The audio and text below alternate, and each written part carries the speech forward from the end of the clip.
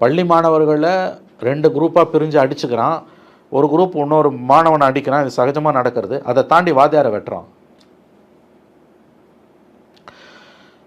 போதை பழக்கம் மிகப்பெரிய பிரச்சனையாக உருவாகிட்டு இருக்கு நந்தா. இந்த கவர்மெண்ட் அதில் பெரிய கோட்டை விட்டுட்டுருக்கு, மிகப்பெரிய அளவில் கோட்டை விட்டுக்கிட்டு இருக்காங்க. திரும்ப திரும்ப திரும்ப தங்களுக்கு தாங்களே புகழ் மாலைகளை சூட்டிக்கொண்டு, தங்களை தாங்களே புகழ்ந்து கொண்டு, தங்களுக்கு ஒப்பாரும் இக்காரும் இல்லை, தாங்கள் தான் இந்தியாவிலேயே உலகிலேயே மிக சிறந்த ஆட்சியை நடத்துகிறோம் என்ற ஒரு மாய பிம்பத்தை உருவாக்கி கொண்டு தங்களை தாங்களே அவர்கள் ஏமாற்றி கொண்டிருக்கிறார்கள்.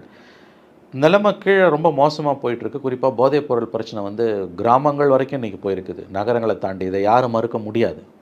கஞ்சா மட்டும் இல்லை, பலவிதமான போதைப் பொருட்கள், மாணவர்களுக்கு அந்த வாயில் சூ பண்ணக்கூடிய அந்த போதைப் பொருட்கள், இன்னும் பலவிதமான போதைப் பொருட்களுக்கு குடி, உங்களுக்கு வந்து இது எல்லா கவர்மெண்ட்லேயும் தானடா ரொம்ப இருந்தது. ஈஸியாக கிடைச்சிது சார். நீங்கள் கொடுக்கக்கூடிய கஞ்சாவிலிருந்து மற்ற போதைப் பொருட்களே அனைத்து கல்லூரிகளிலும் கிடைக்க ஆரம்பிச்சு. கல்வி நிறுவனங்கள், கல்லூரிகள் மற்றும் பள்ளிகள், கல்லூரிகளில் எல்லா காலத்திலும் இருந்திருக்கு, ஆனால் பள்ளிகளில் வர ஆரம்பிச்சிருக்கு. அது வந்து நேரடியாக வந்து சட்டம் ஒழுங்கு சீர்குலைவுக்கு வழிவகுக்குது. சட்டம் ஒழுங்கு சீர்குலைவுக்கான முக்கியமான காரணங்களில் உண்டு மிக பரவலாக வந்து கொண்டிருக்கக்கூடிய போதைப் பொருள் பழக்கம்.